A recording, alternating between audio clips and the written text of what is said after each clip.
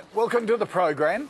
As you know, I love the great outdoors. I just hate carrying all the gear, so I'm in my element today because we're going to visit a company that specialises in lightweight technical camping gear. Let's go and meet them. Oh, is this a one or a two-man tent? Oh, not very elegant. Oh, Greg. G'day, David. How are you? Feels much better. How are you, big fella? Very, very well. Good.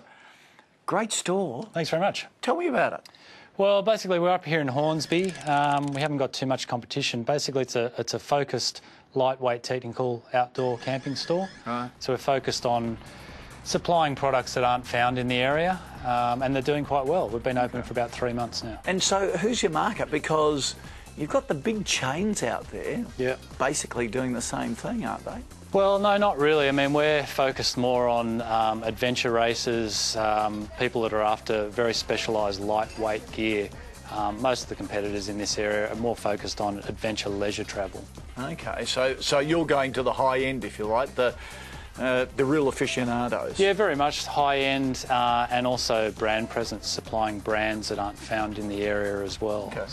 So what are your issues? What are your challenges for us? How can we help? The biggest challenge is to try and market myself differently from the bigger chain stores. Because they'll always get you on price, won't Exactly they? right. Yeah. So the other thing I have is I have 4 children under 4 at home. So I just started a new business with 4 children. Back up, how many children? Yeah, 4 kids. Under 4? Yeah, 4 kids. And a new business? Yeah, correct. Are you still married? Just. Okay, so, and you want to keep that going as well? Yeah. 4 children under 4 and you start a new business? Yes. Yeah, it's a bit crazy. You're an adventurer. Yeah. Aren't you, mate? Cheers. We'll see what we can do to help. We'll bring the experts, but first up, you need more than water in this, I reckon. Thanks very much. Small business expert Linda Haley may not know her carabiners from her crampons, but when it comes to marketing a new business cost effectively, she is the guru. Tell me what you've done in marketing so far. We started off by having a VIP launch night. Great. Sent out emails and letters to people within the community that are outdoorsy and family and friends and alike. I would love to see every retail business doing exactly that. Yeah. I think you're absolutely spot on. So obviously on that same night we had a sales night, so people could become a member, and also have buy discounted product on that night as well. And the sales on that night were, probably 3,000% above our normal daily turnover. Yeah, great. But more so than just that, it was to promote that we're here because we'd only been open for 2 weeks. Yep. So that worked very well. So local area marketing is going to be critical to getting people through the door. What else have you done in terms of traditional advertising? I've advertised locally in the local newspaper just recently, and hoping that that's going to promote the store quite strongly. I've just spent the last 12 months working with a brand new startup business, different industry to yours, but similar issues. Yeah. One of the first things we did was advertising in the local press. And it was great. It did bring in leads, but what we found over time is that the leads weren't right for the business. Yeah. So it was bringing in more the price-focused shoppers rather than the people who were actually interested in this particular business. So I would recommend that by all means try it, but try and monitor where people are coming from. Right. You've got such a great logo. What you need to be doing now is getting it out there. Okay. The more you can use it, the better. So if we start with the outside of the shop, all those decals across the front. Always use multiples. So instead of just having one logo, turn them into a strip. Sure. Have you thought about a uniform or a shirt or something that whenever you walk out to get coffee or you go down to the shopping centre, everyone goes, oh, where do you come from? Yeah, certainly I have. I haven't yet got around to that, but I'm certainly talking to some of the suppliers to get in some of their shirts, get them branded to my logo. We have done our business stickers and pens and that sort of thing, which were launched with the VIP night and that sort of thing to get the word of mouth about the business out. Yep. Have you got a vehicle? Yes, I do, yeah. Okay. What sort of vehicle is it? I have one small car and then one van as well. So. Okay. Van, billboard. Yeah. You know, if you've got your own billboard, Yeah. then you don't necessarily need to do things like bus back advertising.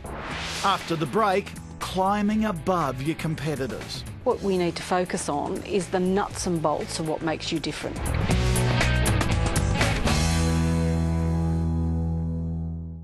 Anyone expecting to win this gig will have to show us their last event. Get on the phone. Just a few more seconds. That would be me.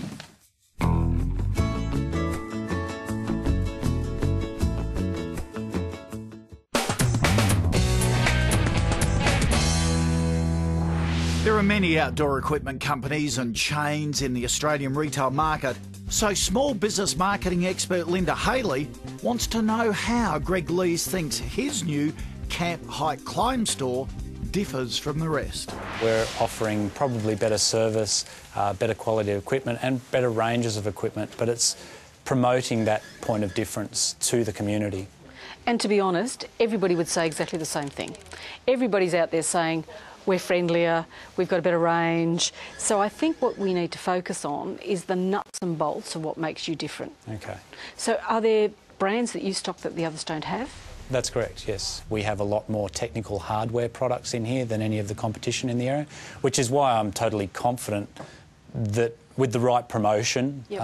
and keeping an eye on the finances and that sort of thing, that it will be a success, because we don't have a lot of competition in that regard. What I would be doing is, if your competitive advantage is gadgets, gizmos, technical stuff, that would be where I'd be focusing my positioning. Okay, around. and certainly that's, you know, if you look at our sales over the first month, the gadgets and the gizmos and the small cost items actually have been walking out the door. We certainly have apparel, but brands that are different, and actually they might be a higher price point as well. They have not yet sold as well, but it's that we need to promote, I guess, in here. Okay. The other thing, so I'm surrounded at the moment by apparel. If it's not your point of difference, it probably shouldn't be in the key retail area of your shop. So it may be that this display right in front here, yes, you've got a tent, which is great, Sure. but maybe this unit here should be more like this, Okay, yeah. more gizmos. Yeah. Because as I walk in a store, I'm scanning and I'm going, is this for me? Yeah. So the coolest, neatest gadgets have to be up the front. Okay. So this is a really good example of making your technical stuff the hero of your Okay. merchandising. So if you look at it from this way and there, that will give you a great flow through of all of your technical stuff. Right.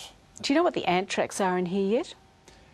No, I think I know what you're saying, but you might need to explain that to me. Ant tracks are great for retail. When people walk in your door, Yes. they're scanning. And they're going, and they're looking for one thing. Yeah. What do you think they're looking for? The product that they're after, No. or no? Not sure. They're looking for the counter. Ah, okay. You know why they're looking for the counter? Why is that? To avoid it. Ah, okay. Because what lives behind the counter? The sales staff or the sales scary member. people. Yeah. The people who are going to make me buy stuff. So what you will find, if your counter's on the right, they will probably shop left. Okay. Have you noticed that happening, that they come Yeah, in? yeah, I would say so, yeah. So what do we put on our left? The gizmos and gadgets, I guess. High profile, Yeah. high profit, anything we want to move. Yeah, yeah. So some homework for the next week, watch them as they come Okay, in, yeah. and where they naturally pause is where you put Yeah. the stuff that positions you. This technology building block is brought to you by Telstra Business. Did you know that there's a way to manage your business software in a cost-effective way that means you never have to worry about upgrades? It's true. T-Suite from Telstra has a range of world-class software which you access over the internet for a simple fixed monthly fee. You can connect to applications like Workforce Guardian, which helps you proactively manage your staff, or Telstra Remote Backup, which can automatically back up your server or PC to Telstra's data centres. Anthony Rosier, the Managing Director of General Fasteners, believes T-Suite drives efficiencies for his business. With the Telstra T-Suite, it's like having a HR manager and an IT manager all rolled into one, working for us 24 hours a day. at the fraction of a cost. So, when you can lease just about anything, why are you still buying software? If you'd like to find out how T-Suite can benefit your business, visit telstra.com/T-Suite. After the break, with a new baby business and 4 children under 4 at home, Greg is, not surprisingly, finding the work-life balance act a hard one. Stress management expert Dr. Adam Fraser has seen the problem many times before. All small business owners get obsessed with their business, and usually to the detriment of the rest of their life, and actually, in the end, to the detriment of their business.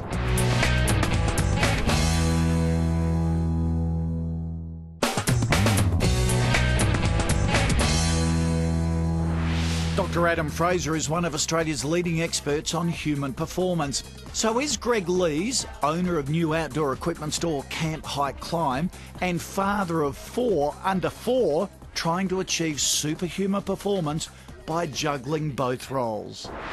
So often when we start to think about balance, we think that each part of our life's got to have perfect amount of time and everyone's happy. Yeah. And the reality is that for the next 6 months, that's not going to occur for you. Okay. So my advice to you is that I would pick a couple of main areas of your life that you want to focus on and make sure they get all the love. Yep. and you keep them happy. Okay. And you know, looking at your situation, I would think that the 3 would be business. Yes. You got to put in time on this thing. You know, it's a start-up. It's going to require a lot. The next one would be family. Yeah. You've got to keep them happy. Yeah. And the third one would be looking after yourself physically and health-wise. Okay. Now, how does that sound to you? Yeah, it sounds fantastic. I mean, obviously, I've probably been focusing too much on the business to start with, so I probably need to move some of those other Yeah, and you're steps not in. Robinson Crusoe on that one. All small business owners get obsessed with their business, and usually to the detriment of the rest of their life, and actually, in the end, to the detriment of their business. Yeah. So let's discuss those 3 areas. The first one to look at is the health thing. Yep. Now, of all the things you can do for your health, I think the number one thing is to be physically active. Yeah, yeah. So what we know about exercise is that when we exercise, we are more creative, and that's been shown conclusively through science. So you'll come up with better ideas, you'll think about better marketing strategies. The other one is it keeps your energy levels really high so that you can put in the long hours. Stabilises your mood so you're nicer to the customers and your staff. The other thing is that also it'll improves your immune function, keeps you healthy, so you've got less chance of getting sick. Now, in terms of physical activity, are you doing anything, and where could we fit this in? This is the big question. Yeah, well, I am now riding to work as opposed to doing a lot of driving, which I used to do, which is not a long distance. It's only probably about 5 kilometres, but I'm riding to and from work. So how long does that ride take you? Oh, it probably only takes 10 minutes. Perfect. So you're doing it 10 minutes at the start of the day and 10 minutes at the end. Beautiful. Yeah. That's your exercise taken care of. So next one is the family piece. The most common trap that small business owners fall into is get obsessed with the business to the detriment of their family life. And you want to have a successful business, but a good family life as well. And in fact, you won't have a successful business if you don't have a good family life, because that'll really derail you. One of the challenges is when you start a business, that's all you think about. Completely. So you get home at the end of the day and you're spending time with the 4 kids and your wife, yet you're not actually present with them. You're not thinking of them. You're thinking about stuff. Now, does that happen to you? That happens to me most of the time. I have to be pretty solidly active to not do that. Yeah. So the problem is you're not present. One of my biggest pieces of advice is think about how do you show up when you get home. Okay. So when you walk through the door. So what I talk to people about is they should have a third space between work and home, and that is basically that transition period. Okay. Yep. So what you've got to think about is in the space between work and home, which is your ride. As you're riding home, thinking about, what sort of a mood do I want to be in when I walk in the door? Okay. I want to have a good interaction. I want to be in a good mood and start to take responsibility. And the whole thing is, if you show up in a good mood and interested in them, their tolerance of the business and the hours you do will be far greater. Okay, well, that's very positive.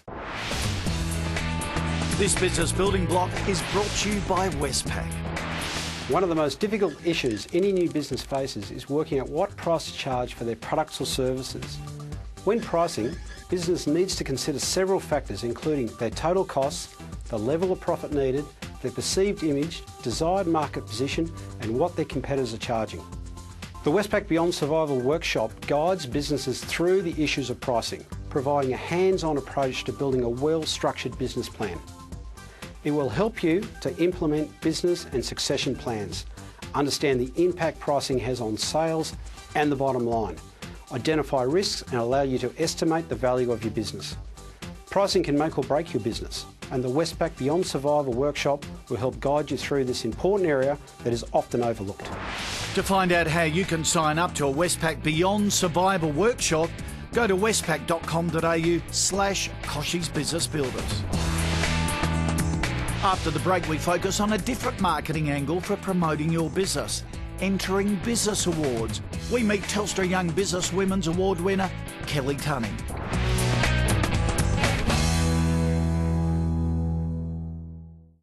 Anyone expecting to win this gig will have to show us their last event. Get on the phone. Just a few more seconds. That would be me.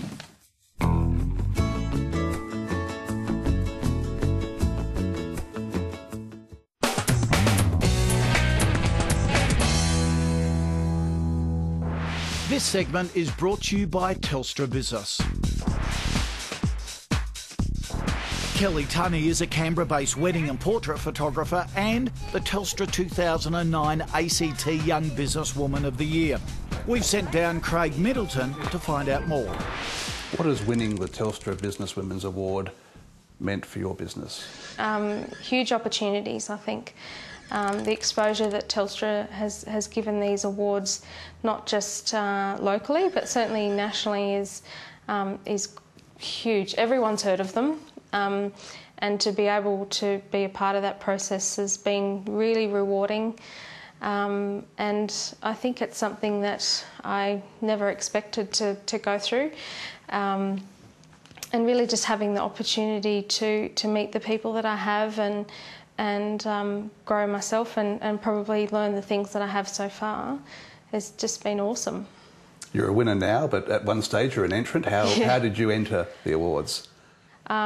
It was a friend that had a fair bit to do with watching how the business has grown and really, I think, was quite proud of the achievements that I'd had in a short amount of time. So she put together a bit of an application for me in the beginning, and yeah, we saw it through right to the end. So. And the people you've met as part of this process, the other businesswomen from Canberra and the ACT, what have you drawn from meeting them? Being in the young category really, I guess, made me realise I've still got a long way to go. All these women have been successful for so many years and have come from so many different backgrounds. So I think just being able to watch and to learn from them and take on advice and sometimes offer support back to them as well has been really great. And I think that's why we've been able to, certainly the winners from Canberra, have been able to really form quite a close bond with them. You've talked about the process that you went through with this award. What was it like, though, having your name called out as the winner? A huge amount of shock, I think. Being the only one probably in a creative sort of background, I really didn't think I would win it. Didn't think I had a shot at it at all. So to be there and experience the whole thing was really such an awesome feeling. Kelly, what would you say to other young businesswomen out there about the value of entering the Telstra Businesswomen's Awards? Huge value. I think that no matter what background you come from, no matter what you've done, anyone should have a go at it. It's really about celebration of all your successes, and it's one of those things that you don't really know until you try. And I was probably one of those people that thinking that anything that I've done in my business wasn't anything special, but it really was, and it was a great process to be a part of for me to be able to appreciate what I've been able to do. If you'd like to learn more about Telstra Businesswomen's Awards, visit telstrabusinesswomensawards.com. Oh, well, that's about me. Not the highest thing in the world and not the best body type. Oh, these aren't quite as young as I used to be. Greek, how are you? Good, Dave. How'd the experts go? They went brilliantly. Thank you very much. Lots of help. So I love Linda's suggestion of watching the ant trail in the shop. Yeah, that's correct, David. So basically we've watched that and we've put the products we want to really push and sell to where people are first coming in. Okay, so ambush them. Yeah, pretty much. Yeah. Oh, that's all right. Yeah. Now, Adam had a big chore, work-life balance. Did he achieve it? He did, yeah. He's saved a lot of money for me in lawyer bills, I would say. I've got a great thing now. You know, I cycle home, I can chill out. I get home, I'm switched on to the family, I'm switched off from the business. It's great advice. Because unless that works, this will be a nightmare. That's right, yeah. Yeah, they've all got to mesh together to work. So. Absolutely. Well, mate, good luck with it. We're glad we could have helped Noel lose a few kilos before taking on the wall next time. Now, if you'd like any more information on today's show or any of our past episodes, go to the website yahoo7.com.au/small business. Now, next time, we're going to meet a 21-year-old who started a business retailing circus equipment through his own shop and also online, but has an issue with pricing. We'll see if we can help him out. We'll see you then. If you missed any of today's program or want to see more tips from Linda and Adam, go to our website, yahoo7.com.au. You'll also find details on our book, Strap on the Parachute. And while you're there, don't forget to sign up for our regular newsletter.